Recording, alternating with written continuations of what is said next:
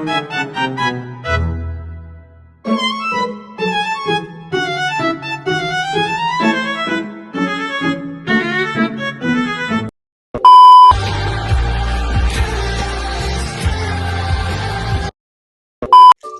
dari kelompok 4 akan menjelaskan tentang pidato persuasif.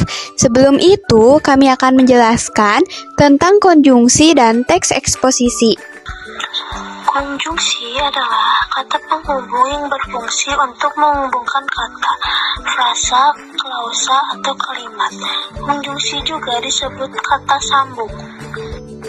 Konjungsi memiliki peran penting dalam struktur kalimat atau paragraf. Konjungsi yang digunakan dengan tepat dapat membuat teks lebih mudah dipahami. Konjungsi dan contohnya. Yang pertama, konjungsi koordinatif. Contoh dari konjungsi koordinatif adalah dan, atau, dan tetapi. Yang kedua, ada konjungsi korelatif. Contohnya, bukan, hanya, melainkan. Yang ketiga, konjungsi subordinatif. Contohnya adalah sejak, jika, karena. Yang keempat adalah konjungsi antar kalimat. Contohnya adalah oleh karena itu. Dan yang terakhir adalah konjungsi temporal. Contohnya adalah sebelum, sesudah.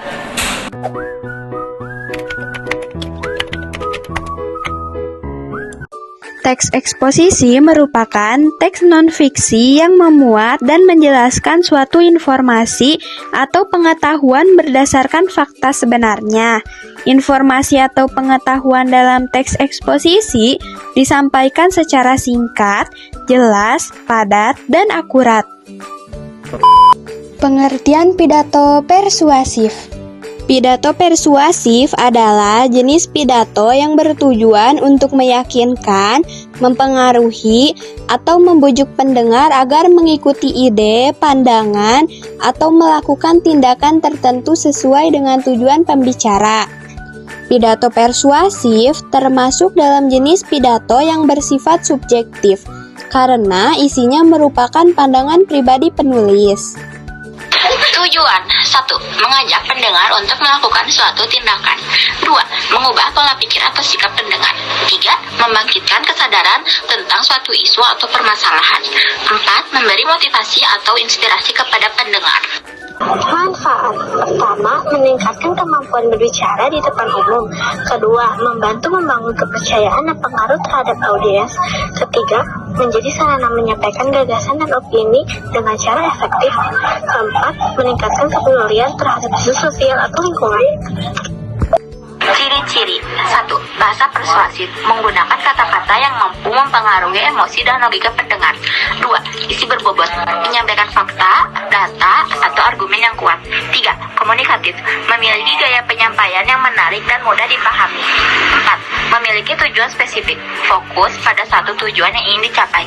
5. Menggunakan logika dan emosi, mencakup argumen logis dan pendekatan emosional. Struktur pidato persuasif. Pertama, pembukaan. Salam pembuka, pengantar topik pidato, dan pertanyaan tujuan pidato. Kedua, isi. Argumen utama yang mendukung tujuan pidato, fakta, data, atau cerita yang relevan, ajakan kepada pendengar untuk bertindak. 3. Penutup. Ringkas isi pidato, pesan motivasi atau pesan terakhir. Dan yang terakhir ada salam penutup. Assalamualaikum warahmatullahi wabarakatuh. Perkenalkan, nama saya Novita Emiliana Agustin, kelas 9C dari SMP Negeri 3 Sidoarjo.